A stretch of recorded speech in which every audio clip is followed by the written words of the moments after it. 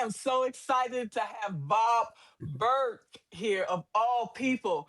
I know many of us have read his book, okay, The Go Givers, okay, and which was co-authored by John David Mann, okay. So I'm going to go ahead and give. Hi, Harriet C. I'm gonna go ahead and introduce Bob, okay. Bob has more than 30 years um, successfully showing entrepreneurs, leaders, and sales professionals how to build relationships, communicate their value, and accelerate their business growth. Although for years he has been known for his sales classic, Endless Referrals, it's his business parable, The Go Giver, co-authored by John David Mann, has created a worldwide movement. While part of a four-part series, The Go-Giver itself has sold over 1 million copies and been translated into 30 languages. It was rated number 10 on Inc. magazine, listed of the most motivational books ever written, and was on the HubSpot 20 most highly rated sales books of all time. Bob is the creator of the Go Giver Academy online learning portal, featuring the Go Giver Successful Vault, which includes all of his online courses as well as additional business building resources. He also publishes the very popular Daily Impact email. Both of these can be accessed at his website, which is burg.com. Bob is an advocate and supporter and defender of the free enterprise system, believing that the amount of money one makes is directly proportional to how many people they serve. He is also unapologetic animal fanatic and serves as part of the South Florida Rescue, Foster, and Adoption organization. Thank you so much, Bob, for agreeing to, first of all, meet with me to have a conversation and then agreeing to come on to talk about your work. Oh, my pleasure, Margaret. It's great to be with you. It's an honor. You're a delightful human being. Well, thank you so much. You too. Yeah, thank you. Yes. So I I'm know. applauding you. Oh, well, thank you. Thank you so much. So I know you have limited time, so I want to get right into it. So can you tell us, about your work and what brought you to Substack? Well, Substack, I had just started to see so many people whose work I admired had moved over there. So, we had been on a platform that was a little bit difficult at times to navigate. And so we just decided to make that switch. And so Kathy Tajanel, who's my de facto business partner and really so great technically, because as you know, I'm not. That's not my strength, but hers is. Okay. And she was able to navigate that move over. So I think we started the first week of January. Wow. Yeah. Wow. Yeah. We've enjoyed it. Great. And And I we've got to enjoyed. meet you. I might not have gotten to meet you if it wasn't for Substack. So there you go. Yeah, me too. Me too. And I told you I have your book on my Kindle. And when I see, I like, oh my God, it's just like I gotta reach out to you. If you say no, that's okay. As in sales, we know we get many no's before we That's get the right. first yes. Okay. Absolutely. Absolutely. Absolutely. Absolutely. So you want to talk to us about your leadership journey with how you came about writing the book? Well, back in the 90s, I had my first book came out called Endless Referrals. And the subtitle was Networker Everyday Contacts into Sales. It was basically a book on business networking. And it was written for entrepreneurs and salespeople who knew they had a great product or service. They knew it brought a lot of value to those they served, but they didn't necessarily have the confidence uh, to go out into their local areas and develop the kind of relationships with people that would cause people to want to do business with them directly and or refer them to others. So Endless Referrals was really, it was a how to a how-to guide for doing that. The basic premise was that all things being equal, people will do business with and refer business to those people they know, like, and trust. And that's always sort of been my um, core idea, if you will, in terms of business. Uh, but it was a how-to book, and I'd always enjoyed reading business parables, which I'd read since I'd begun in sales years before. But I'm not a parable writer. That's different from writing a how-to book. And so I kind of sat on the idea while thinking, maybe one day that will happen. So I in the early 2000s, I was writing a monthly column for a magazine, and the editor in chief was John David Mann.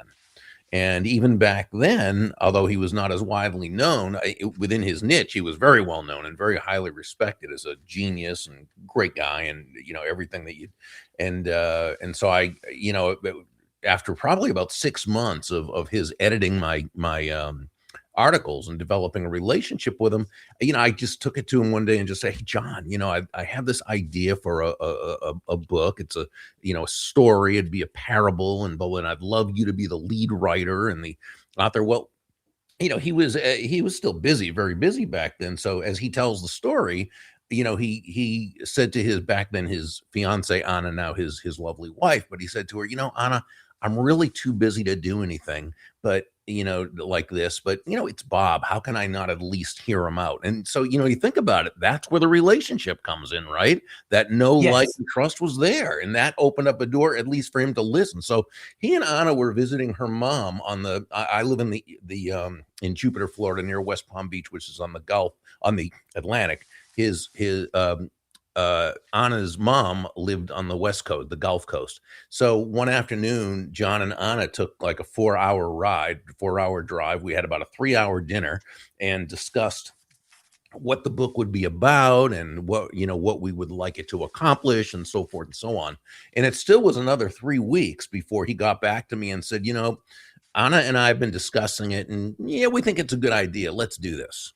And I'm thinking, yes, because I knew John, could just, and so it really only took a few months to write. The tough part was finding a publisher, because our agent, who's a wonderful, wonderful agent, it still took her a year and 24 no's. You were talking about no's, what we face in sales, right? We got Right. 24 no's before the 25th publisher, Portfolio Books, which is an imprint of Penguin Random House, said yes. So, so it was still a matter of, you had to sell an idea. We knew it was a good idea, but we still had to sell it and be willing to get a lot of no's. One of my favorite books, which is also a business parable, and it came out a couple of years after The Go-Giver. It's called Go for No, by my friends Andrea Waltz and Richard Fenton. They're a husband and wife. And their subtitle is "Yes is the destination, no is how you get there." And their website is Go for No, Go the number 4. It's GOFORNO.com. And their book is, to me, it's genius, because what it does is it reframes the concept of no. It doesn't mean you like the no's. It doesn't mean you feel great when someone says no. That's not human nature, and that's not realistic. That's not, reality. But you're able to reframe it so that you have the no's working for you, not against you. I love that, Bob. Can you talk us through the 5 laws that will bring you both personal effectiveness and professional success?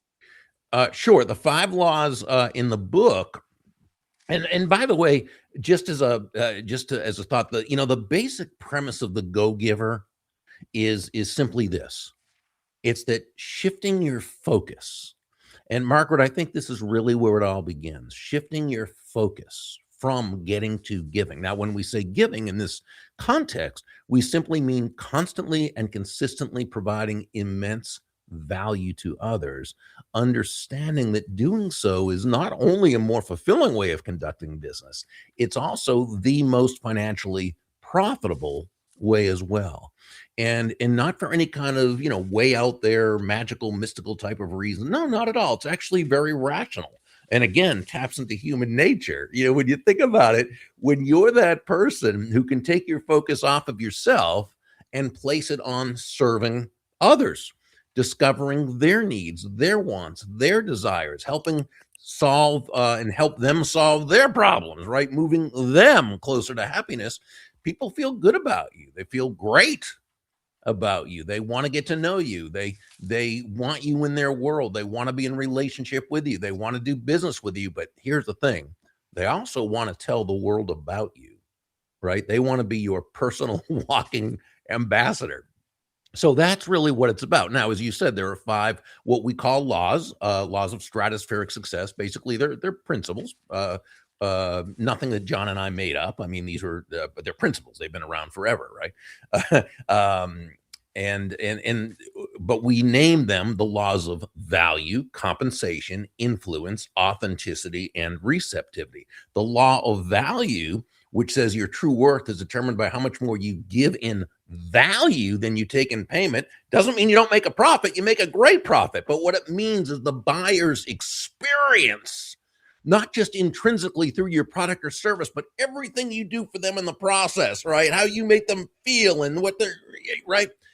They're receiving much more in value than what they paid for, while you also make a healthy profit. And this is one reason, by the way, why John and I, in our follow-up book to that, Go Givers Sell More, we say, and John coined this saying, and that is that money is simply an echo of value.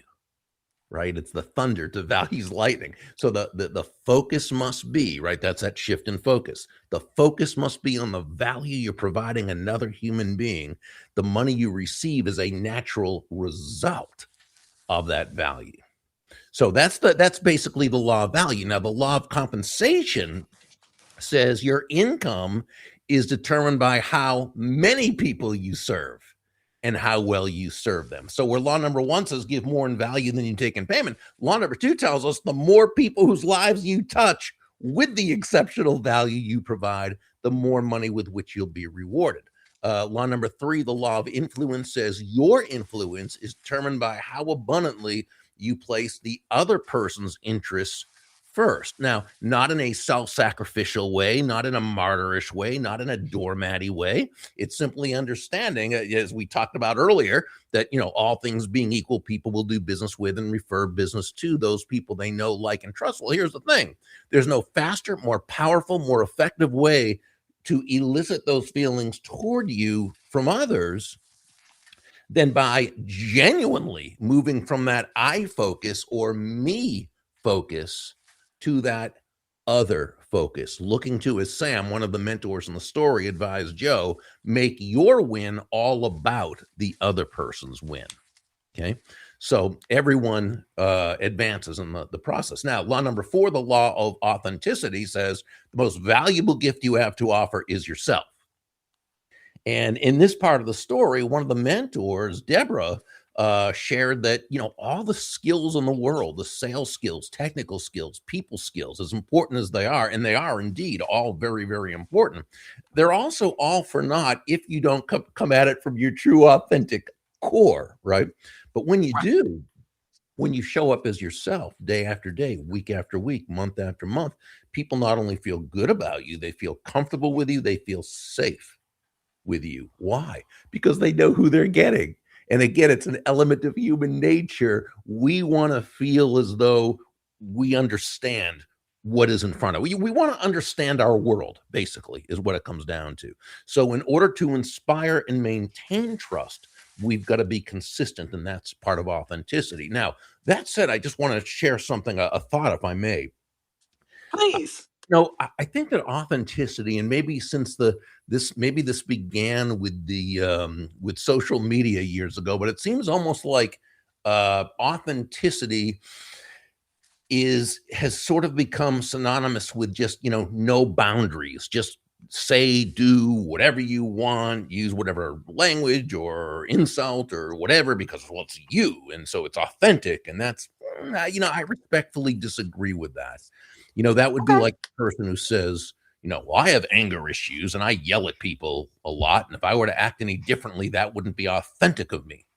No, I think that more means that this person has an authentic problem that they need to authentically work on in order to become a better, higher, more effective, authentic version of themselves.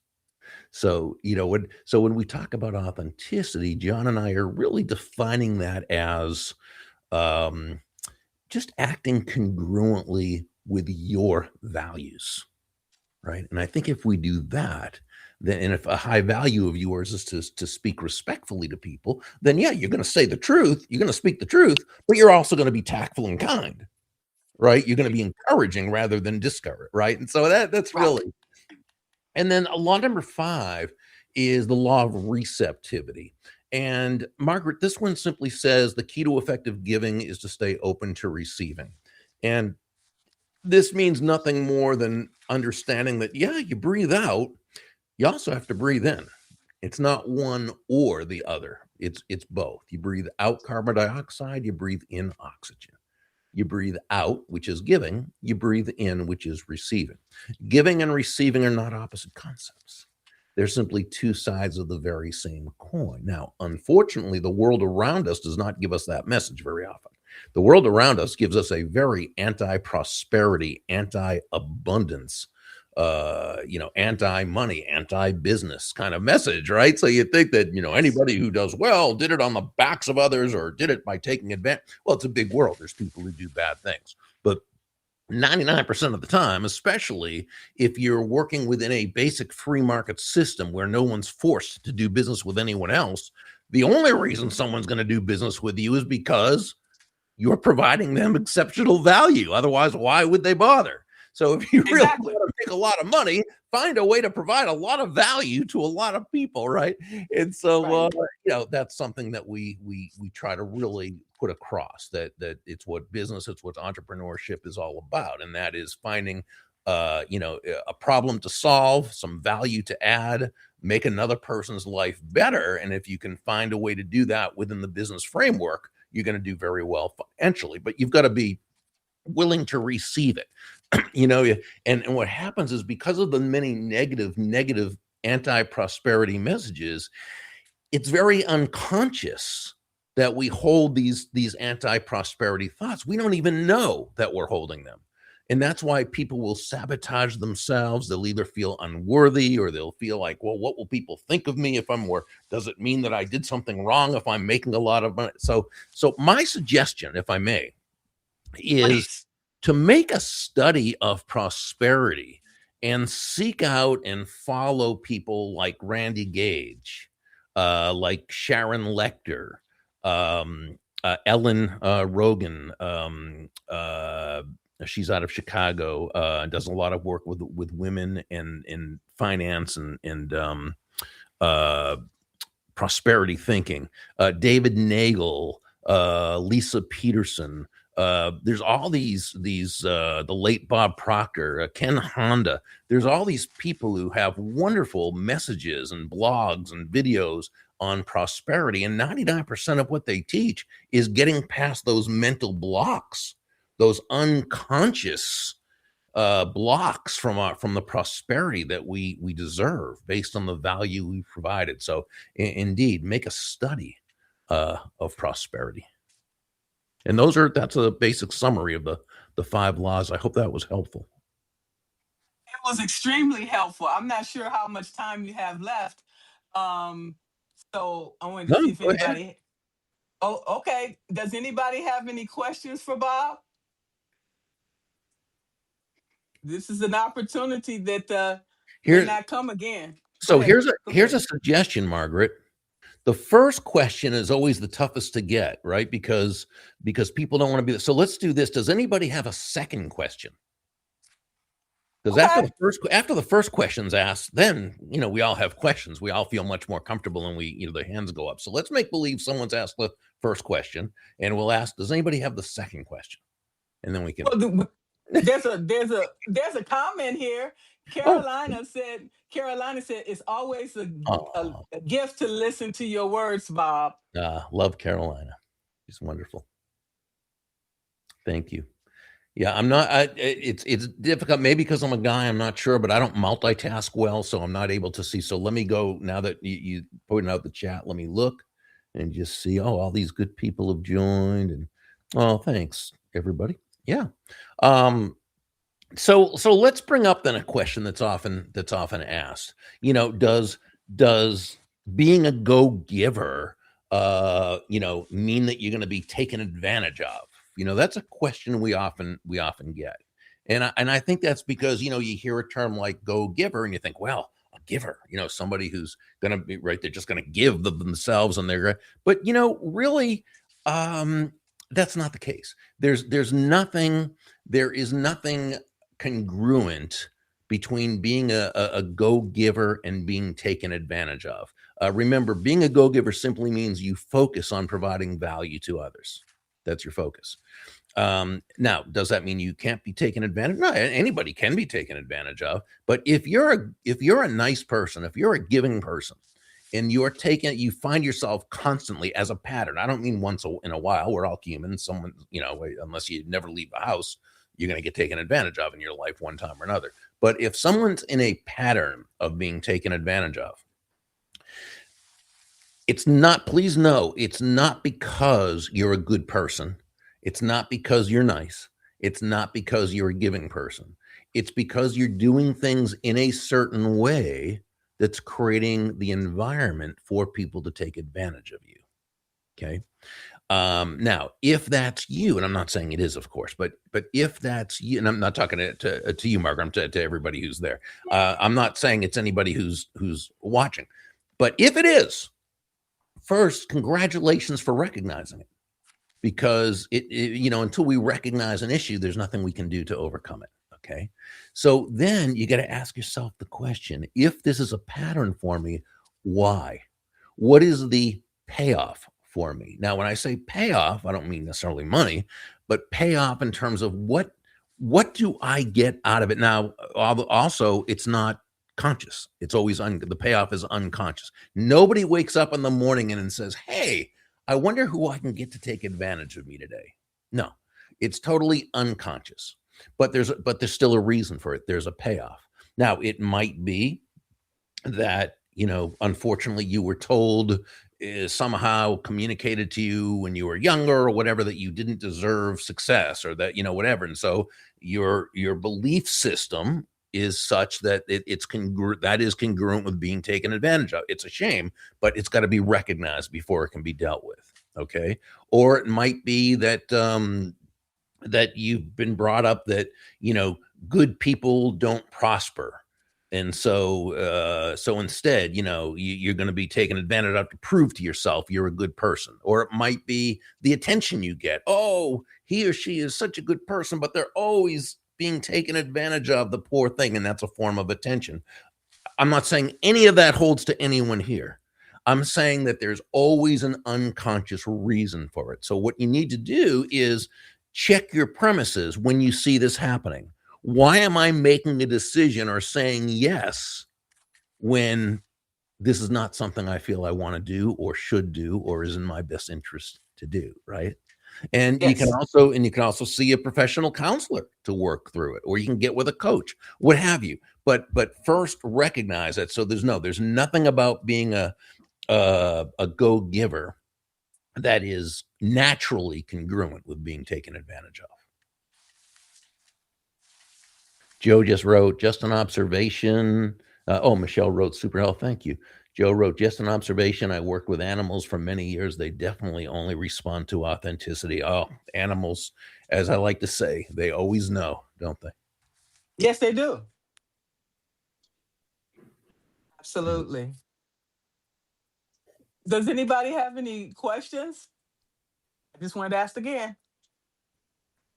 Okay, Joe just wrote, can it be that I accept lower paying work because I don't value myself? I believe I do, because I value my time outside of work. Okay, so this is a great question, and this opens up a few things. So there are two types of value that we as human beings possess. Okay, one is just intrinsic value, and that is just by nature of being here, we have great value, that everyone has that same value. okay, as human beings. But then there's also market value. I define market value as that combination of strengths, traits, talents, characteristics that allow one to provide value to the marketplace in such a way that they will be financially rewarded. Okay. Now, the chances are, Joe, and I don't know what you do, but the chances are you certainly are very high on that, in that category as well. But here's the thing, and this is, again, very human, because we tend to be, and it could be that we're naturally good at something or we've worked hard to develop a certain skill. It's usually a combination of both. But we're so used to it that we don't always recognize how valuable it is. And we tend to think, well, if I can do that, anybody can do that. And thus, we actually negate our own value. When really what we have is something that's very valuable to that other person. What is value? Value is simply the relative worth or desirability of a thing, of something, right? The desire of another thing to another person. What is it about this thing, this product, service, concept, idea, what have you, that brings so much worth or value to another human being that they will willingly exchange their money for it? So the first thing you've got to be able to do is understand why what you provide is of such value. What is it that you provide that, even aside from your product or service, that you're able to add such additional value that other people benefit greatly from that experience, the whole experience. Now, one of the things you can do is get with someone, whether it's a coach, whether you're in a group that, goes back and forth with each other, and ask other people what they see as your value. Because remember, as human beings, we're too close to ourselves. We're too emotionally involved with ourselves. Often we can't see the extreme value that we provide, right? But other people can. Also, and I learned this from my friend and colleague, Richard Wildman, author of the wonderful book, 100 Powerful Ways to Acquire and Keep Clients for Life. A great idea is to talk with, and don't do this just by email, but see if you can, have an appointment with this person in person, or, Zoom, where you can see each other, and ask that person why it, and do this with your ambassadors, the people who just love you, who refer you, who keep coming back to you, and ask them what it is, why it is that they enjoy doing business with you. What benefits do they get from it? What do they feel is the most important? Because they'll tell you things that you may not even know about the value you provide. Remember, as human beings, we tend to feel that other people see things the same way we do, but it's not true. And so there's also, Joe said, okay, right, we get trained to believe we are easily replaceable, and it's not true.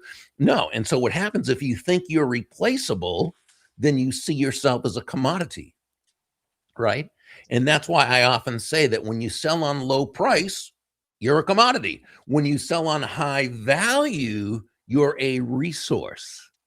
So you want to look for those ways that you're able to communicate that exceptional value. Now, again, Joe, without knowing what you do, a lot of this also, the communication of your value, it's not what you say about it. It's the questions you ask that other person. When you're in a sales conversation with someone, the discovery aspect is the most important part, because that's when you're asking the questions to determine, what do they need? What do they want? What do they desire? What problems do they have? Okay. And you're also able, when you do this, to kind of look at problems they don't even know they have, but that you can help them to see through your insights, or maybe advantages they have that they don't recognize. Because again, remember, they're too close to what they're doing, and you can help them to be able to leverage that. This is how you're able to really communicate your value. It's through what you ask more than what you say. Because, and my friend Jeff West, a great sales professional, and now a 4-time award-winning author, Jeff says, when you ask the right questions, eventually your prospect will tell you what they need to hear. They'll tell you what they need to hear. You're not telling them what they need to hear, which doesn't have as much oomph they're telling you what they need to hear. Bob, we have another question here. Brandon wants to know, how do you know when to give away your services or when to restrict access to your value? Yeah, Brandon, that's a great question. Here's the definitive answer. Okay, it depends. So it really depends on what you do, what you have, and what the use is of that value, your services to give away. So in other words, giving away a product or a service, or giving away a video, a free report, being a content creator, all those things, those are strategies, right? And when used properly, they're wonderful strategies. For example, when people go to our website, we give away a free chapter of the book. Why? Because we're a nice guy? No, because if they read a chapter and they like it, they're going to buy the book, right? So, right, you know what I'm saying? So there's nothing, what do you call it? Altruistic about it. It's good. It's good marketing. If you're a content creator and you're giving, and you're doing a series of videos or posts as far as content, okay? You're doing, now you always need to be giving great value when you do it, but you're doing it so that this person will see how valuable it is, but they're also going to know that you're the person who's going to help them implement it. Okay, because it's one thing to get information, it's another thing to be able to implement that information.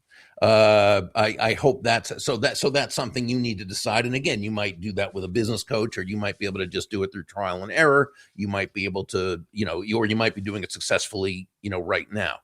I hope that's helpful. Now, Joe wrote, as a therapist, I gave away so much it was hard to pay rent. Yeah, Joe, don't do that. that doesn't help you, and it doesn't help the people who you're not going to be able to help afterwards, because you can't pay your rent. You'll be out of business.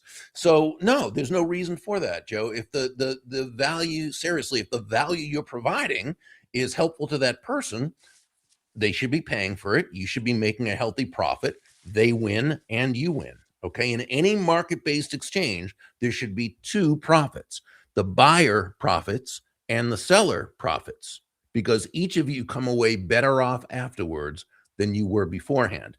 This is also where the sabotage process comes in, based on the way the world teaches us about money. And a lot of therapists and coaches and people have this happen. You care so much, you believe so much in what you're doing, and you care so much about others that you kind of feel like money is an evil part of it. Like, I love this so much and I care about them so much, I shouldn't, I shouldn't be making money from it. Well, whoever said that you can only make money by doing things you dislike? Right? So start questioning the premises. It's beautiful when you have a product or service that you love and you have people who you want to help. It's beautiful. And to be able to make a great living as a result, that's beautiful. So again, start checking your premises and start, maybe subscribing to some of those people I mentioned who have this great information on prosperity mindset. Wow, this has been amazing. Do you have any other golden nuggets of advice to share? Nothing that comes to mind, but if anybody has any questions, I'm certainly happy to entertain them. I think we got a little time left. Well, I know you talked about Drive by Mentor. Okay. You want to talk a little Yeah. bit about that? Yeah, well, so that was something that was a term that came up in a conversation. I don't know if it was invented or not, but I was talking with one of my mentors. Her name is Dondi Scumaci. She's a brilliant leadership and team builder. Her website is Dondi Scumaci, DONDISCUMACI.com. And great, brilliant person, wonderful human being, and a terrific leader. And we were talking about, those times that you hear some information from someone that just happens to be, and it might be someone, and we called this a drive-by mentor. I'm pretty sure she thought of the term, because she usually comes up with those wonderful terms, drive-by mentor. So it would be someone who you may not know this person well or at all, or you may know them as a hi, how are you, but nothing, but they just happen to come into your life and provide you with a nugget of advice at the exact time that you needed it and were ready to receive it. And if you're keeping your ears, eyes, and mind open, it can make a huge difference. And it got brought up because I tell the story how when I had gotten into sales, and I was a couple of years into sales, and I had studied it and learned it was doing well, but I was in a real sales slump, and I started really focusing just on myself and getting out of the slump instead of focusing on my customers. So obviously that wasn't working well for anybody. And a guy at the company I was working, he wasn't in sales. I think he was in the engineering department. He was an older guy, and I think he retired soon after. I hardly knew him. He was one of these people, and I'm sure you've met people like this, who he didn't say a lot, but whenever he did say something, it was usually pretty profound. So he kind of saw what was happening with me, and I think he saw some potential in me, and he said, "Berg, can I give you some advice?" And I said, "Yeah, please do. I need it." And he said, "If you want to make a lot of money in sales," he said, "stop having making money as your target. Your target is serving others. Now, when you hit the target," he said, "you'll get a reward, and that reward will come in the form of money, and you can do with that money whatever you choose. But never forget, the money is simply the reward for hitting the target. It's not the target itself. Your target is serving others." And I think that's when it really hit me, Margaret, that great salesmanship is never about the salesperson, right? It's actually never about the product or service, as important as that product or service is. It's just that's not what it's about. Great salesmanship is about the other person. It's about the person whose life you're trying to add value to, or we could even say it's about that person's life becoming just a little bit better just because you are part of it. And I think that when we approach sales, business, entrepreneurship from that foundational premise, I think then we're really 9 steps ahead of the game in a 10-step game. And that was a drive-by mentor who I kind of got that from, and it changed everything for me. Basically, Bob, what you're talking about, the laws of attraction are at work. Well, I mean, I think that with what you do, um, you're attracting the right people based on who you are. In the book, Pindar, the main mentor, says givers attract, right? Sort of like a magnet. So people who, again, when we say givers, we mean focused on bringing value to others. And that doesn't mean just business. This is anywhere. This is being the first one to say hello. This is holding a door open for someone. It might be pouring someone's coffee like Joe did in the story. Okay. It might be, whatever it happens to be. There's a book, probably my favorite personal development book of all time. It was written by Michael A. Singer called Living Untethered. He's got several books out. His first was The Untethered Soul, which was very good, very popular. The Surrender Experiment, again, great. But his third book, Living Untethered, was the one that for me was a real breakthrough. But one of the phrases, and I have this actually on my computer, so I'm going to look up as I read this. Here's what he said that I think is so cool. He wrote, "The highest thing you could do with your life is to make it so that every moment that passes before you is better off because it did.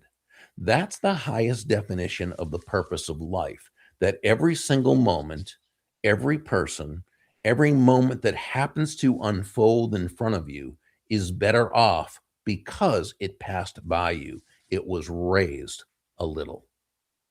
And I think when we can do that, we're always adding value to the world, and we become a much more attractive person. This is magical. I am so honored. Oh, Uh, the honor's mine. Joe says service is a privilege. Then you earn bank. All of a Uh, sudden, yeah. that didn't happen to me. There you go, Joe. All right, Joe. This has been such an informative, heartfelt conversation, Bob.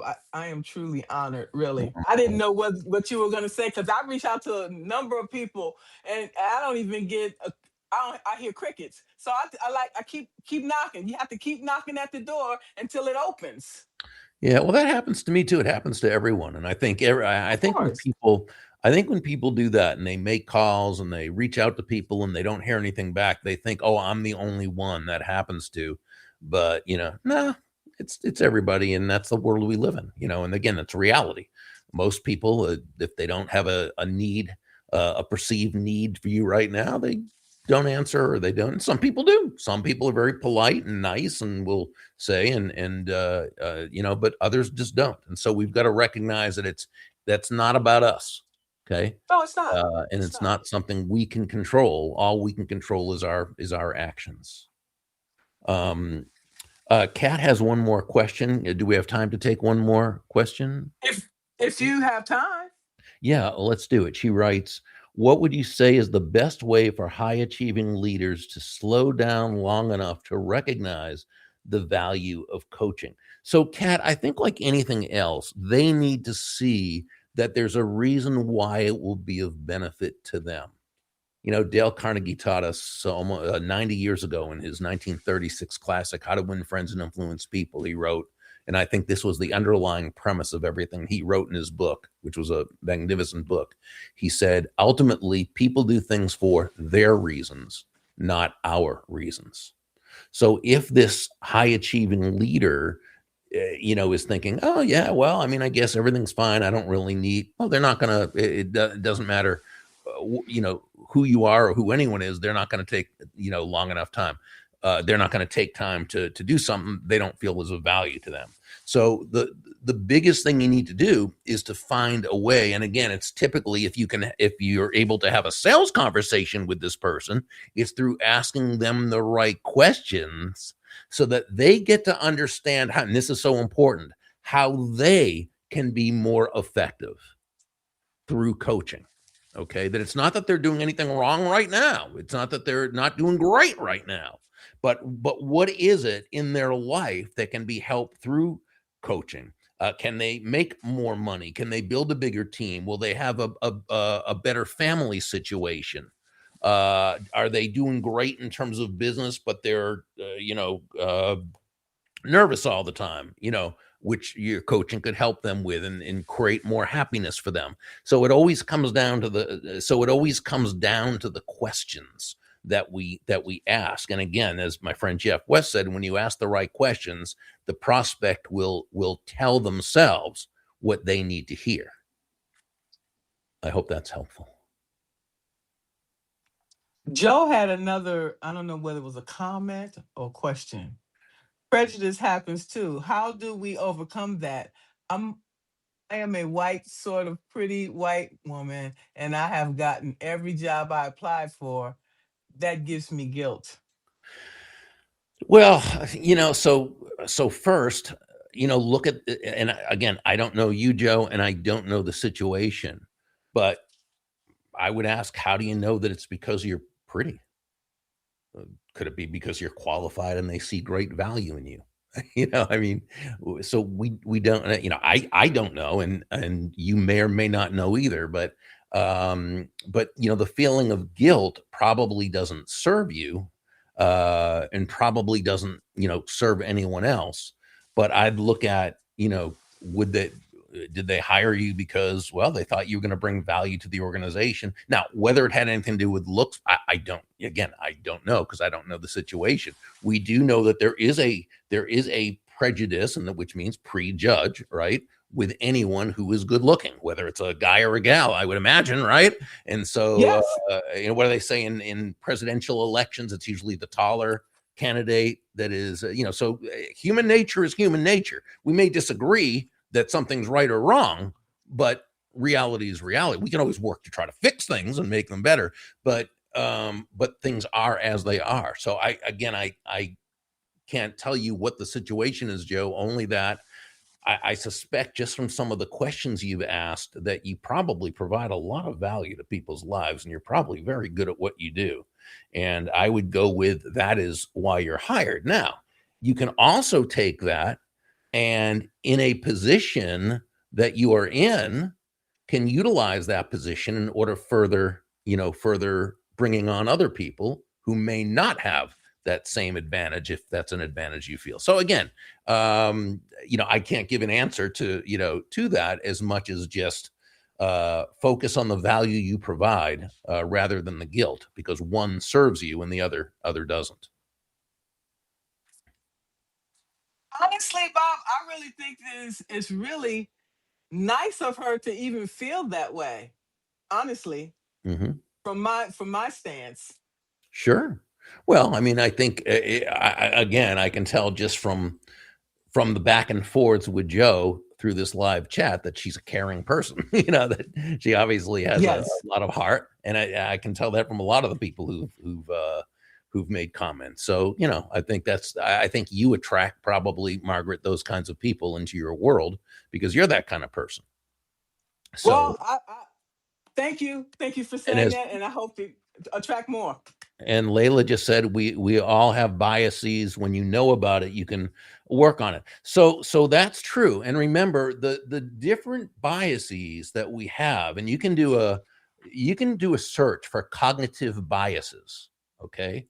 And do an online search, and you'll see how many biases. There are like 200 different named biases, cognitive biases.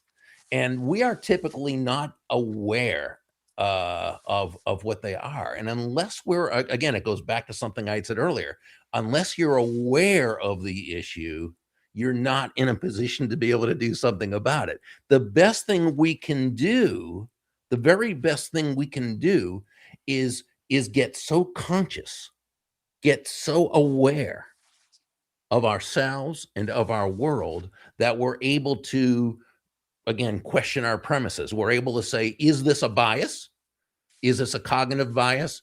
Is this uh and you can name, any one of them. So again, the book Living Untethered by Michael A. Singer, he gets a lot into this. In fact, he talks about this an awful lot.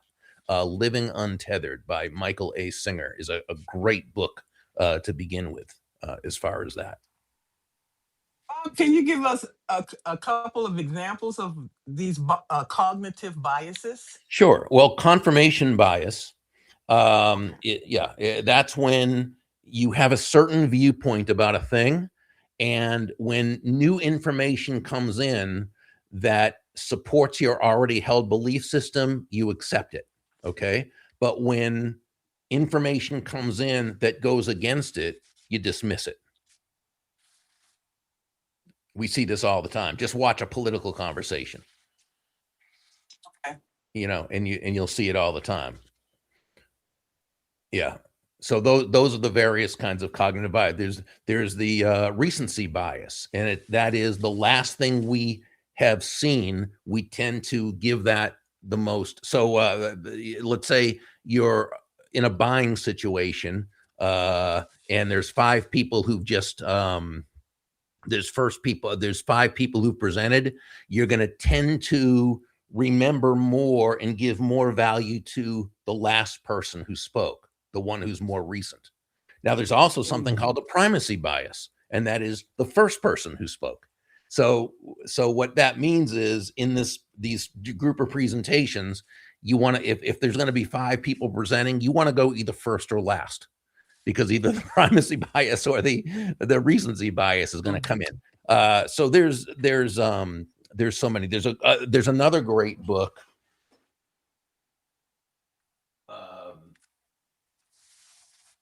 called Thinking Fast and Slow by Daniel Kahneman, which also talks about the various biases that we have, the unconscious biases. And again, the key is, we basically don't even know that we have them. That's the key to remember. And so it's only by, whenever you're going to do anything, make a certain actions, make a decision, whatever it happens to be. If you feel yourself getting defensive about something that someone says that kind of doesn't agree with you, check your premises. Ask if you're looking at this logically, which you, by the way, think you are, just like I think I am, right? But let's question it and say, but what if I'm not? What if this is confirmation bias? What if it's cognitive dissonance? When I believe very strong, that's another kind of bias. When you believe in something, you believe this person is just the greatest, most wonderful, amazing person, and then you hear information in such a way that it's been proven that this person is not what you think they are. Well, you have a few choices. You can just ignore what you just heard and think the same thing. You're not living in reality, but you feel okay, right? Or you take in that information and you ignore it anyway, even though you know that it's true. Now, in this case, this dissonance is very uncomfortable because you know you're buying into a lie. Or you take this information, which again is proven to be true, and you adjust your original thinking about this person. It's uncomfortable, but you're living in reality and you're in more of a position to act accordingly. So those are just a few examples of biases. This is really, really amazing. And as you talk about all these different biases, we see them play out in the political landscape, in Oh, the organizations which we work, and in the relationships we have with our family, friends, and community. yeah, always. It's always happening. The only question is, are we aware of it, or are we not aware of it? I mean, are we unconscious? That's the only difference. They're always happening constantly. Absolutely. And I think this is one of the reasons for the exhaustion and for the stress that we are feeling as well, because we internalize all of these things. Sure. Oh yeah. So there's Joe said, I have that one, but haven't read it. Oh, thank you, Ashley. Well, thank you. This has been just wonderful. I have so enjoyed being with all of you. Margaret, I'm so glad we connected. Yes, yes, because we talk about a lot of the same things, and you have been a fan of mine forever. I have your book on my Kindle. Oh. And by the way, I'll just say in closing that you were so kind and gracious. I had totally missed a call that we had set up, and this does not happen to me. I have things timed up. I make sure, but I just missed a call with her, and she was so kind and so gracious and so wonderful. I felt so badly, but she just went out of her way to make me feel okay about it, and I just appreciated that so much. That speaks so highly of you. Thank you so much, Bob, and I'm honored for this relationship that we're cultivating, and I hope that we can have future conversations. That would be lovely. I would appreciate that. And thank you to everybody who has been with us today. I appreciate you, and I appreciate your questions and just being with us. And I'll put all your contact information, Bob, in the and when I publish this. Thank you so much again. Oh, my absolute pleasure. Thank you. Thank you, everybody. Yeah. Thank you all. Bye-bye. Bye bye.